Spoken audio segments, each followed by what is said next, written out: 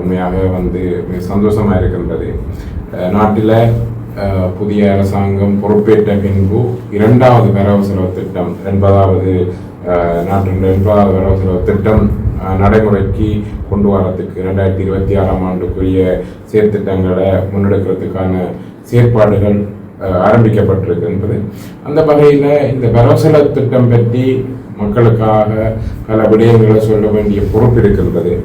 முதலாவது, மட்டக்களப்பு மாவட்டத்தை பொறுத்தளவில் வரவு செலவு திட்டத்தின் ஊடாக சில முக்கியமான திட்டங்களுக்கு நிதிகளை ஒதுக்குறதுக்கான இந்த சாத்தியக்கூறுகள் காணப்பட்டிருக்கின்றது. உண்மையாக அந்த வகையில் இந்த விடயங்களை முன்வைத்திருந்த நாங்கள் கடந்த பாராளுமன்ற கூட்டத்தொடர்களையும் கடந்த வரவு செலவு திட்டங்களையும் இதை மிக பிரதானமாக முன்வைத்திருந்த என்ற அடிப்படையில் நான் அந்த விடயத்தில் நன்றியை தெரிவித்துக் கொள்கின்றேன். ஏனென்றால் மிக முக்கியமாக இந்த முந்தனையாறு ப்ராஜெக்ட், அதாவது கித்துள் உருவாகும் இணைப்பு ப்ராஜெக்டுக்கு ஆரம்ப நிதியாக 50 மில்லியன் ஒதுக்கப்பட்டிருக்கின்றது. இந்த மாவட்டத்தில் மிகப்பெரிய ஒரு எதிர்கால திட்டமாக அது அமைய வேணும். ஏனென்றால் கித்துள் உருவாக இணைப்பின் மூலம் தான் இந்த மாவட்டத்தின் பாரியளவு வெள்ளப்பெருக்க தடுக்கக்கூடியதாக இருக்கும். ஏனென்றால் மாவட்டம் ஒவ்வொரு வருடமும் இந்த வெள்ளப்பெருக்கு ஏற்பட்டு விவசாயிகளுக்கு பொதுமக்களுக்கு பாரிய அனர்த்தங்களை ஏற்படுத்தி கொண்டிருக்கின்றது. அதோட பகுதி இந்த திட்டத்தின் மூலம் நிவர்த்தி செய்யப்படும். அதற்கு அப்பால் கித்துள் உருவாகும் திட்டத்தின் மூலம் மாவட்டத்தின் எதிர்கால குடிநீர் பிரச்சனையை தீர்ப்பதற்காக மிகப்பெரிய ஒரு வரப்பிரசாதமாக அமையும். ஏனென்றால் உன்னிச்சை மூலம் செய்யப்படுகின்ற குடிநீர் நீர்ப்பாசன திட்டம் 50% மாவட்ட மக்களின் தேவையை தான் பூர்த்தி செய்யக்கூடியதாக இருக்கும்.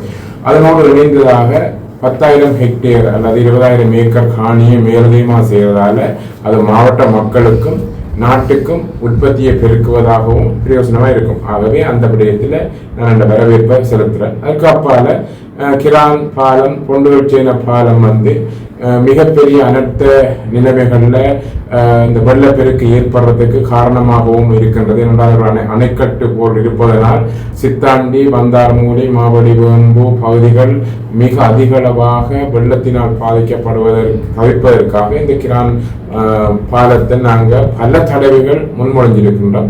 அந்த விடயத்திலையும் 500 மில்லியன் ஒதுக்கப்பட்டிருக்கின்றது. அந்த விடயத்தையும் வரவேற்க வேண்டிய தேவை இருக்கின்றது. அதற்கு அப்பால் மிக அதிகளவாக மட்டக்களப்பில் இருக்கின்ற கடல் வளத்தை ஒரு உறுதிப்பாடாக வச்சிருக்கின்றது. நாங்கள் நிறைய திட்டங்களை கதிரவழியிலிருந்து களுவாஞ்சிக்குடி அல்லது கல்லாறு வரையும் மீன்பிடி துறைமுகங்கள் ஆரம்பிக்க வேண்டும் என்று பல விடயங்களை முன்வைத்திருந்தோம். ஆனால் வாழைச்சேனையில் இருக்கிற மீன்பிடி துறைமுகத்தை அபிவிருத்தி சேர்ப்பதற்காக 350 மில்லியன் ஒதுக்கப்பட்டிருக்கும். அந்த விடயத்திலையும் நாங்கள் வரவேற்கணும். ஏனென்றால் மிக முக்கியமாக நல்ல விடயங்களை பாராட்ட வேண்டிய பொறுப்பும் வரவேற்க வேண்டிய பொறுப்பும் மாவட்டத்தின் மக்கள் பிரதிநிதியின் அடிப்படையில் எங்கள் இருக்குது. ஆனால் இந்த விடயத்தோட நாங்கள் தனியே திருப்திப்பட்டுக் கொள்ள முடியாது. மாவட்டத்தில் மிகப்பெரிய குறைபாடுகள் இருக்குது. கல்வியை பொறுத்தளவில் கல்குடா கல்வி வலயம், மட்டக்களப்பு மேற்கு வலயங்களில் பாரிய அளவு மனித ஆளணி பற்றாக்குறை, தளபாட பற்றாக்குறைகள் இருக்குது. இந்த விடயங்களை முன்மொழிந்திருக்கின்றோம். இதற்கான தீர்வுகள் இந்த வரவு செலவு திட்டத்தில் நேரடியாக காணப்படுவதற்காக உறுதிப்பாடுகள் செலுத்தப்படவில்லை. ஆனால் ஆளணியை நாடு முழுக்க நிரப்புவதாக சொல்லப்பட்டிருக்கு. அந்த விடயங்கள் செய்யப்படுகின்ற பொழுது மட்டக்களப்பு மாவட்டத்திற்கு முன்னுரிமை அளிக்கப்படுமா என்பதை நாங்கள் பார்க்க வேண்டும்.